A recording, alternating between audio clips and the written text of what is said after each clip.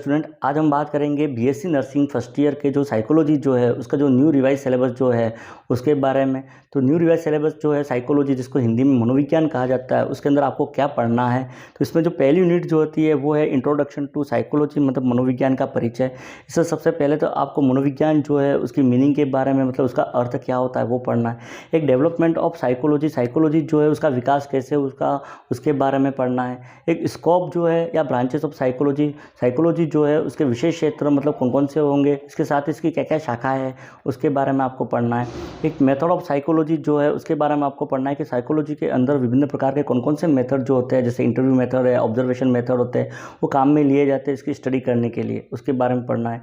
एक relationship with other subject, psychology जो है उसका अदर सब्जेक्ट के साथ क्या रिलेशनशिप है, मतलब क्या संबंध है उसका, जैसे सोशोलॉजी के साथ क्या रिलेशनशिप है, एंथ्रोपोलॉजी जो है उसके साइकोलॉजी के साथ क्या रिलेशनशिप है, उसके बारे में आपको पढ़ना है। एक significance of psychology in nursing, nursing जो है उसके अंदर साइकोलॉजी की स्टडी जो है उसके क्या सिग्निफिकेंस मतलब इंपॉर्टेंट या महत्व है वो आपको पढ़ना है। इसके अलावा साइकोलॉजी जो है उसका ज्ञान एवरीडे की जो प्रॉब्लम जो होती है उसको सॉल्व करने में किस प्रकार से काम में लिया जाता है उसके बारे में आपको पढ़ना है। सेकंड यूनिट जो है वो है बायोलॉजिकल बेसिस ऑफ बिहेवियर। तो बायोलॉजिकल बेसिस ऑफ बिहेवियर के अंदर ह्यूमन बिहेवियर जो होता है, मतलब बिहेवियर जिसको व्यवहार कहा जाता है, उसका मेन आधार क्या होता है या जैविक आधार क्या है उसके बारे में आपको पढ़ना है।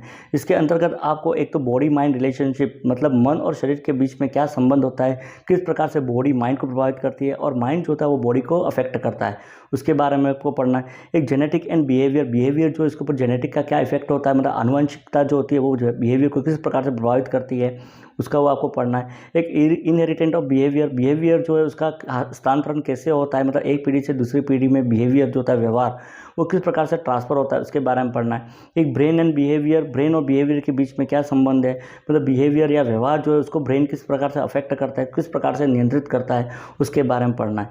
एक साइकोलॉजी एंड सेंसेशन, मतलब मनोविज्ञान एवं संवेदनाएं जो होती है जिसके अंदर सेंसरी ऑर्गन जो होता है उसका जो प्रोसेस होता है, सेंसरी प्रोसेस के प्रकार से होता है।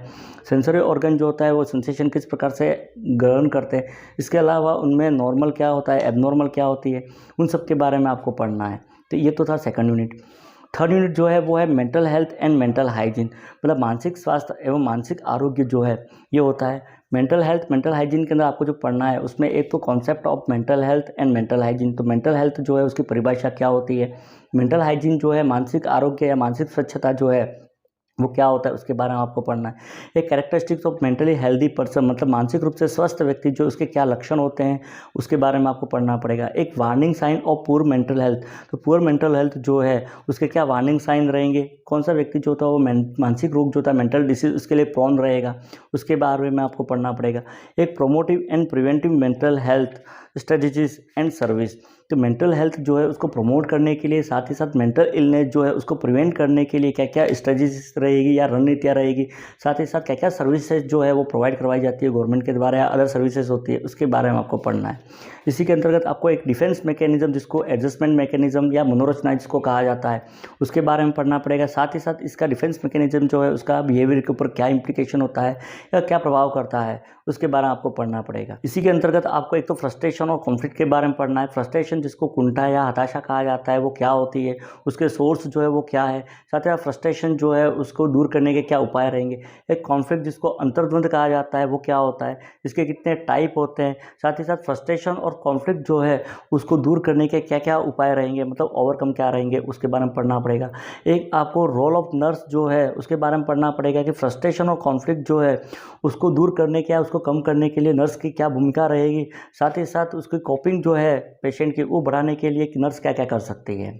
फोर्थ यूनिट जो है वो है डेवलपमेंटल साइकोलॉजी। तो डेवलपमेंटल साइकोलॉजी मतलब मनोविज्ञान जो है उसका विकास ह्यूमन के अंदर किस प्रकार से होता है, अलग अलग एज ग्रुप के अंदर मनोवैज्ञानिक विकास किस प्रकार से होता है उसके बारे में आपको पढ़ना है। इसके अंतर्गत आपको एक तो psychological need of various group of in health and sickness, infancy, childhood, adolescence, adulthood, old age, तो डिफरेंट एज ग्रुप जो होते हैं उसके अंदर साइकोलॉजिकल नीड क्या क्या होती है उसके बारे में आपको पढ़ना पड़ेगा। एक चाइल्ड साइकोलॉजी जो होती है मतलब बाल मनोविज्ञान जो है उसके बारे में पढ़ना पड़ेगा कि चाइल्ड साइकोलॉजी क्या होती है। इसके अलावा चाइल्ड जो है उसकी साइकोलॉजिकल नीड जो होती है उसको पूरा करने में क्या भूमिका रहेगी नर्स की, उसके बारे में आपको पढ़ना है। अगला पॉइंट इसके अंदर psychology of vulnerable individual, challenge woman and sick person जो होते हैं वो। तो इसके अंतर्गत आपको वेल्नरेबल एज ग्रुप जो होते हैं, मतलब दुर्बल व्यक्ति या नाजुक व्यक्ति जो होते हैं, उनकी साइकोलॉजी जो है उसके बारे में आपको पढ़ना है, जिसमें एक तो चैलेंज मतलब फिजिकल हैंडीकैप कोई पर्सन होता है वो वुमेन्स होते हैं, सिक पर्सन जो होता है, वुमेन एम्पावरमेंट जो होता है उसके बारे में आपको पढ़ना पड़ेगा। साथ ही मनोविज्ञान जो है उसको इम्प्रूव करने के लिए या मेंटल हेल्थ को इम्प्रूव करने के लिए नर्स जो है उसका क्या रोल रहेगा उसके बारे में आपको पढ़ना है। 5 यूनिट जो है इसकी वो होती है पर्सनैलिटी होती है, जिसको हिंदी में व्यक्तित्व कहा जाता है। तो इस यूनिट के अंदर आपको एक तो पर्सनैलिटी जो है उसका मीनिंग मतलब अर्थ क्या होता है, उसकी परिभाषा डेफिनेशन क्या है, साथ ही साथ क्लासिफिकेशन ऑफ पर्सनैलिटी मतलब पर्सनैलिटी जो है व्यक्तित्व उसके कितने टाइप होते हैं या कितने प्रकार होते हैं उसके बारे में आपको पढ़ना है। एक पर्सनैलिटी जो है उसका मेजरमेंट कैसे किया जाता है, उसका इवोल्यूशन जो है वो कैसे किया जाता है, पर्सनैलिटी टेस्ट जो है उसके बारे में आपको इसके अंदर पढ़ना पड़ेगा। एक अल्टरेशन इन पर्सनैलिटी मतलब पर्सनैलिटी जो है उसके अंदर क्या क्या बदलाव होते हैं, मतलब कितने प्रकार की पर्सनैलिटी होती है, उसके अंदर भी पर्सनैलिटी डिसऑर्डर जो होते हैं वो क्या क्या हो सकता है, उसके अंदर क्या क्या चेंजेस आते हैं वो तो पढ़ना है। इसी के अंतर्गत आपको एक व्यक्ति जो है उसकी पर्सनैलिटी जो है उसके आकलन के अंदर और पर्सनैलिटी जो है या अल्टर पर्सनैलिटी जो है उसके इम्प्रूवमेंट मतलब सुधार करने के लिए नर्स की क्या भूमिका रहेगी उसके बारे में आपको इसमें पढ़ना पड़ेगा। अगली यूनिट 6 जो है वो है कॉग्निटिव प्रोसेस होता है। कॉग्निटिव प्रोसेस का मतलब होता है ज्ञान संबंधी प्रक्रियाएं जो होती है ह्यूमन के अंदर, उसके बारे में आपको पढ़ना पड़ेगा। मतलब वैसी प्रक्रिया है जिसके द्वारा व्यक्ति जो होता है वो ज्ञान जो होता है उसको अर्जित करता है या ग्रहण करता है। इसके अंदर आपको एक तो अटेंशन के बारे में पढ़ना पड़ेगा, अटेंशन जिसको ध्यान कहा जाता है। इसमें अटेंशन जो उसकी डेफिनेशन उसकी परिभाषा क्या रहेगी, अटेंशन जो उसके टाइप क्या रहेंगे, एक डिटर्मिनेंट मतलब अटेंशन जो उसके निर्धारक तत्व या उसको प्रभावित करने वाले फैक्टर जो है वो क्या रहेंगे, एक अटेंशन जो है उसके ड्यूरेशन के बारे में, एक डिग्री ऑफ अटेंशन जो है उसके बारे में आपको पढ़ना पड़ेगा। सेकंड चीज़ जो है इसके अंदर वो होता है परसेप्शन होता है। परसेप्शन जिसको हम संवेदन या इंद्रिय बोध कहा जाता है, मतलब सेंसरी ऑर्गन जो इन्फॉर्मेशन कलेक्ट करते हैं उसको ही परसेप्शन कहा जाता है। इसके अंतर्गत आपको एक तो परसेप्शन जो है उसकी मीनिंग के बारे में मतलब अर्थ क्या होता है, परसेप्शन जो है उसके प्रिंसिपल क्या क्या रहेंगे, इसके अलावा कौन से फैक्टर है जो परसेप्शन जो है उसको प्रभावित कर सकते हैं उसके बारे में आपको पढ़ना पड़ेगा। अगला इसके अंदर इंटेलिजेंसी जिसको बुद्धि जो है वो कहा जाता है। इसमें बुद्धि जो है उसकी मीनिंग मतलब अर्थ क्या है बुद्धि का वो और डेफिनेशन जो है उसके बारे में आपको पढ़ना है। एक इसके अलावा इसके अंतर्गत हेरिडिटी और एनवायरनमेंट जो है उसका इंटेलिजेंसी जो है उसके ऊपर क्या इफेक्ट होता है, मतलब दोनों ही कैसे इंटेलिजेंसी को प्रभावित करते हैं उसके बारे में पढ़ना है। एक क्लासिफिकेशन इंटेलिजेंसी जो है उसके टाइप जो है उसके बारे में आपको पढ़ना पड़ेगा। एक इंटेलिजेंसी टेस्ट जो होते हैं उसका मेजरमेंट जो है वो कैसे किया जाता है, मतलब इंटेलिजेंसी जो है उसका आकलन कैसे किया जाता है उसके बारे में। साथ ही साथ मेंटल डेफिशिएंसी जो होती है मतलब मानसिक अयोग्यता है जिसको कहा जाता है, जिसमें मेंटल रिटार्डेशन आता है, तो उसके बारे में आपको पढ़ना है। अगला जो इसी के अंदर वो है लर्निंग पॉइंट होता है जिसको सीखना या अधिगम कहा जाता है। तो इसमें आपको लर्निंग जो है उसकी डेफिनेशन जो है वो पढ़नी है। एक टाइप ऑफ लर्निंग जो है सीखने के कितने प्रकार होते हैं, इसके अलावा लर्निंग प्रोसेस जो है उसको कौन कौन से फैक्टर जो है वो प्रभावित कर सकते हैं, और एक हैबिट जो होती है आदत उसके बारे में आपको पढ़ना है कि आदत जो है वो क्या होती है, उसका फॉर्मेशन जो है वो कैसे होता है, बैड हैबिट क्या होती है, गुड हैबिट क्या होती है। अगला इसके अंदर मेमोरी जो होता है जिसको स्मृति कहा जाता है उसके बारे में पढ़ना है। तो इसमें आपको मेमोरी जो है उसकी परिभाषा जो है मीनिंग उसके बारे में, साथ ही साथ नेचर जो है मेमोरी का उसके बारे में पढ़ना है। इसके अलावा मेमोरी जो है उसके टाइप कितने होते हैं उसके बारे में आपको पढ़ना है। एक कौन कौन से फैक्टर जो है मेमोरी को प्रभावित करते हैं उसके बारे में आपको पढ़ना है। इसके अलावा इसके अंदर फॉरगेटिंग मतलब विस्मरण या भूलना जो है वो कहते हैं, तो भूलना क्या होता है, भूलने के क्या सिद्धांत और क्या कारण है उसके बारे में आपको पढ़ना है। अगला इसके अंदर जो पॉइंट है वो है थिंकिंग जिसको विचार या चिंतन कहा जाता है। तो थिंकिंग जो उसकी डेफिनेशन क्या होती है, चिंतन जो उसके टाइप मतलब कितने प्रकार का होता है, चिंतन के लेवल क्या होते हैं। इसके अलावा कंट्रोल थिंकिंग जिसको रीजनिंग या तर्क वितर्क कहा जाता है वो क्या होती है, और प्रॉब्लम सॉल्विंग मतलब समस्या समाधान थिंकिंग जो है वो क्या होती है, इनके बारे में आपको पढ़ना है। एप्टीट्यूड होता है, एप्टीट्यूड का मतलब होता है स्किल या कौशल होता है। तो एप्टीट्यूड या स्किल जो है उसका कॉन्सेप्ट जो है एप्टीट्यूड क्या है उसके बारे में आपको पढ़ना है। इसके अलावा एप्टीट्यूड के टाइप जो है उसके बारे में पढ़ना है। इसके अलावा इंडिविजुअल डिफरेंसेस मतलब व्यक्तिगत विभिन्नताएं क्या क्या होती है, मतलब अलग अलग व्यक्तियों में अलग अलग स्किल या एप्टीट्यूड होता है तो वो क्या क्या होता है, उसके अलावा और विभिन्नताओं के क्या कारण हैं उसके बारे में आपको पढ़ना है। अगला psychometric assessment of cognitive process जो है उसके बारे में आपको पढ़ना पड़ेगा। मतलब कॉग्निटिव प्रोसेस जो होती है ज्ञान संबंधी ये जो भी प्रक्रियाएं जो होती है उसका साइकोलॉजिकल असेसमेंट जो है वो कैसे किया जाता है, साथ ही साथ उसके अंदर अल्टरेशन जो हो रहा है उसके क्या कारण है उसके बारे में आपको पढ़ना पड़ेगा। तो ये तो हो गई यूनिट जो है वो 6। यूनिट 7 है। यूनिट 7 जो है वो मोटिवेशन एंड इमोशनल प्रोसेस होता है। मोटिवेशन का मतलब होता है अभिप्रेरणा होता है, और इमोशन का मतलब होता है भावनात्मक प्रक्रिया जो होती है वो। तो इसमें एक तो आपको मोटिवेशन जो है वो पढ़ना है। मोटिवेशन अभिप्रेरणा जिसको कहा जाता है, तो ये मोटिवेशन जो है उसका मीनिंग या डेफिनेशन जो है वो क्या होती है, इसका क्या कॉन्सेप्ट है, मोटिवेशन क्या होता है, इसके टाइप जो होता है वो पढ़ना है आपको। इसके अलावा मोटिवेशन संबंधित कौन कौन सी थ्योरी जो होती है उस थ्योरीज के बारे में पढ़ना है, जिसमें मैस्लो हिरार्की थ्योरी जो है वो आएगी। एक मोटिवेशन साइकिल जो होती है उसके बारे में आपको पढ़ना पड़ेगा कि अभिप्रेरणा चक्र जो है वो किस प्रकार से चलता है, किस प्रकार से मोटिव जो होती है वो उत्पन्न होती है। इसके अलावा कुछ मोटिव जो है बायोलॉजिकल या स्पेशल मोटिव जो होती है, जिसके अंदर एक तो बायोलॉजिकल मोटिव आती है, एक सोशल मोटिव जो होती है, और इंडिविजुअल मोटिव होती है, उनके बारे में आपको पढ़ना पड़ेगा। अगला जो इसमें वो होता है इमोशन होता है। इमोशन जिसको भावना या संवेग जिसको कहा जाता है। इमोशन या संवेग जो है उसकी मीनिंग जो होती है और डेफिनेशन जो है उसके बारे में आपको पढ़ना है। एक डेवलपमेंट ऑफ इमोशन, इमोशन जो होते हैं संवेगों का विकास किस प्रकार से होता है, किस प्रकार से इमोशन डेवलप होते हैं। इसके अलावा अल्टरेशन ऑफ इमोशन, संवेगों के अंदर अल्टरेशन जो हो रहा है, मतलब बदलाव आ रहा है एज ग्रुप के हिसाब से या व्यक्तिगत, तो वो किन कारणों से हो रहा है। इसके अलावा emotion in sickness handling in self and other, तो कोई स्वयं के अंदर और दूसरे व्यक्ति जो है उसको हैंडल करते समय इमोशन जो है उसका किस प्रकार से प्रभाव रहेगा, या किस प्रकार से इमोशन जो है उस पर नियंत्रण किया जाए, उसके बारे में आपको इसमें पढ़ना पड़ेगा। इसमें पॉइंट पढ़ना वो होता है स्ट्रेस एंड एडेप्टेशन होता है। इसके अंतर्गत आपको एक तो स्ट्रेस जो होता है जिसको तनाव कहा जाता है वो क्या होता है, कौन कौन से फैक्टर जो होते हैं वो तनाव प्रोड्यूस करते हैं। स्ट्रेसर जो है मतलब वो फैक्टर जो तनाव को प्रोड्यूस करते हैं, उत्पन्न करते हैं, उसके बारे में। स्ट्रेस साइकिल जो होती है वो किस प्रकार से स्ट्रेस जो होता है वो बॉडी के अंदर चेंजेस लाता है। इसके अलावा इफेक्ट जो होता है स्ट्रेस का बॉडी के ऊपर क्या इफेक्ट रहता है या हेल्थ के ऊपर क्या इम्पैक्ट रहता है, और साथ ही साथ स्ट्रेस को जो है उसको एडेप्टेशन मतलब स्ट्रेस जो है उसको दूर कैसे किया जाए, उसके बारे में आपको इसमें पढ़ना पड़ेगा। अगला जो है वो होता है एटीट्यूड होता है। एटीट्यूड का मतलब होता है अभिवृत्ति, या हम जो सोच बना के चलते हैं उसको एटीट्यूड कहा जाता है। जिसपे एटीट्यूड जो है उसके मीनिंग मतलब अर्थ क्या होता है, साथ ही एटीट्यूड जो है उसका नेचर जो है प्रकृति कैसी होती है।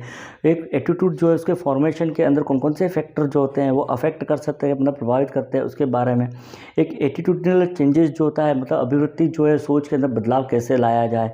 इसके अलावा कोई हेल्थ और सिकनेस के अंदर एटीट्यूड जो है उसकी क्या भूमिका होती है, उसके बारे में आपको पढ़ना है। अगला इसके अंदर आपको साइकोमेट्रिक असेसमेंट और इमोशन है एटीट्यूड, तो इसके बारे में आपको पढ़ना है कि एटीट्यूड जो और इमोशन जो है उसका साइकोलॉजिकल असेसमेंट जो है वो कैसे किया जाता है, उसका मूल्यांकन कैसे किया जाता है, उसके बारे में आपको पढ़ना है। साथ ही आपको इमोशनली सिक पेशेंट जो होती है उसकी केयरिंग के अंदर नर्स की क्या भूमिका रहती है, उसके बारे में आपको पढ़ना है। ये जो है वो है साइकोलॉजिकल असेसमेंट एंड टेस्ट। तो साइकोलॉजिकल असेसमेंट जो होते हैं मतलब मनोवैज्ञानिक मूल्यांकन जो है या विभिन्न प्रकार के टेस्ट जो है उसके बारे में।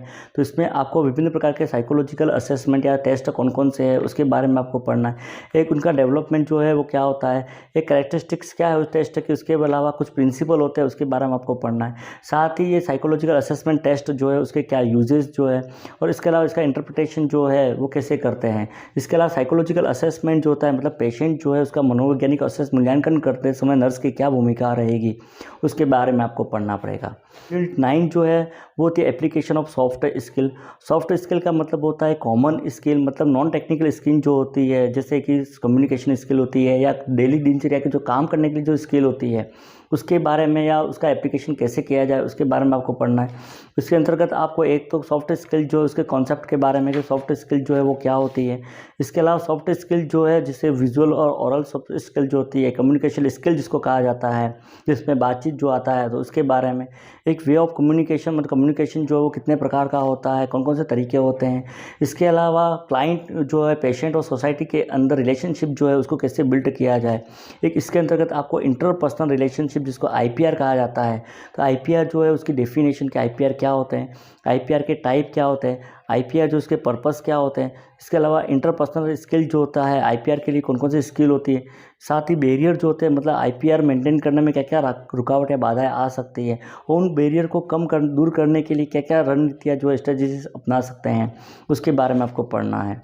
इसके अलावा सर्वाइवल स्ट्रेटजीज जो होती है मतलब जीवित रहने के लिए जो भी रणनीतियाँ जो होती है उसके बारे में आपको पढ़ना पड़ेगा।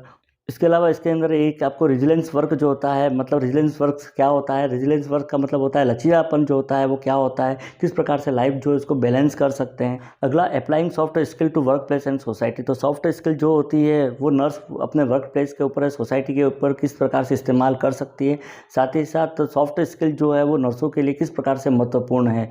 इन 2 पॉइंट के बारे में आपको इसमें पढ़ना पड़ेगा। लास्ट यूनिट जो है वो है 10th है, सेल्फ एम्पावरमेंट होता है। सेल्फ एम्पावरमेंट के अंदर स्वयं का डेवलपमेंट जो है वो किस प्रकार से किया जाए। तो इसके अंदर एक तो डायमेंशन ऑफ सेल्फ एम्पावरमेंट, मतलब सेल्फ एम्पावरमेंट जो होता है खुद को शक्तिशाली बनाने के लिए कौन कौन से डायमेंशन रहेंगे। सेल्फ एम्पावरमेंट डेवलपमेंट जो है उसके तरीके के बारे में आपको पढ़ना पड़ेगा।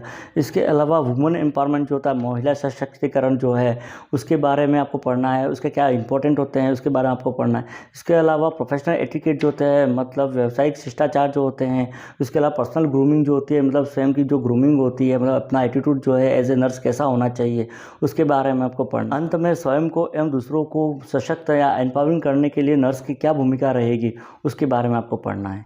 तो ये था साइकोलॉजी जो या मनोविज्ञान उसका बीएससी नर्सिंग फर्स्ट ईयर का RUHS का सिलेबस। साइकोलॉजी के और टॉपिक देखने के लिए चैनल को सब्सक्राइब कीजिए। Thank you.